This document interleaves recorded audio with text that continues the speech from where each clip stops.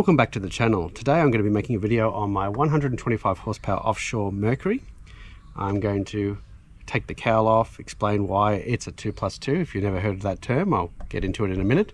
And then I'm going to run the motor. This is probably one of the last times I'm going to actually use this motor. It's due to come off the boat in about 5 days time, but it's going to be pretty bad weather between now and then. So even though I was hoping to actually take it out and give it one last run, it's probably not going to happen, unfortunately. But I can go through it, show you all the bits and pieces on it, and then give it a run, and that will be this video. So if you do like content like this, don't forget to jump on board and subscribe, and also don't forget to like the video. All right, let's get into it.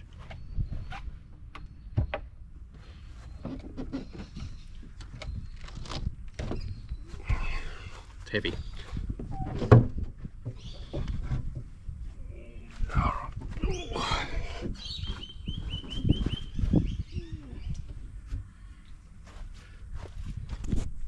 Okay, so oil injected motor, as you can probably see.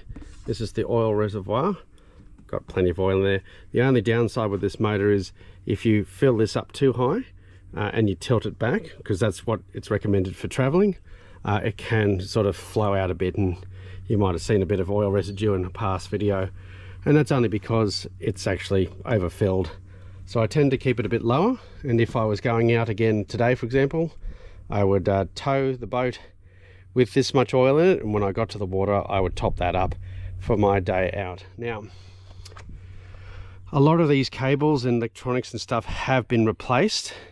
There was a bit of a problem with the starter motor and electrical system when I first bought this outboard, and I spent a small fortune in getting little bits and pieces replaced. You can still see labels and things on the new cables and things. All new spark plugs, they're all replaced. Hoses and things are brand new. Yeah, and what I'm going to talk about now is the 2+2 function. So to my knowledge, when you're running from idle to 1800 RPM, the first two cylinders, top two cylinders, are running, and this gives a characteristic shudder. It sounds kind of like an old diesel motor sometimes, until you get up in the RPM. And then once you reach over 1800 RPM, the bottom two cylinders kick in, and then you're running on all four at once. And on this particular boat, it does fly. So why does it function like this? Well, there's a bit of debate. Some people say it's for emissions regulations at the time. Others say it was for fuel economy. There is no consensus, unfortunately, but the second one makes more sense to me, fuel economy. After all, this is an offshore motor, and one of the biggest things about being offshore and trawling and waiting for stuff, you want to conserve fuel. That's the theory anyway. So just to go over that one more time, from idle to 1800 RPM, it runs on two cylinders. That's the first two, and then when you reach over 1800 RPM, the second two kick in, making it a 4-cylinder but a 2+2 at the same time.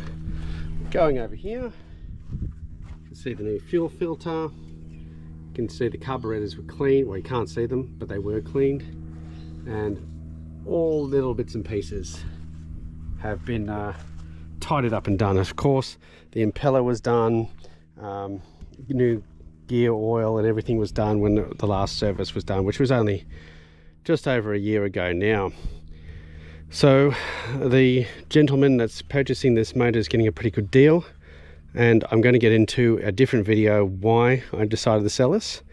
But at the end of the day, well, look, I might as well just tell you now, I ended up getting a new compliance plate. You probably can't see it here, it's right up near the steering wheel. Which allows this boat to run a maximum of 150 horsepower.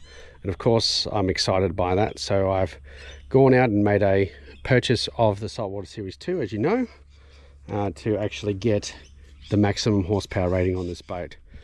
But anyway, I don't want to get into it too much. Now that this is actually ready to go, I'm going to hook up the hose and give it a run, and we'll just see how that goes. And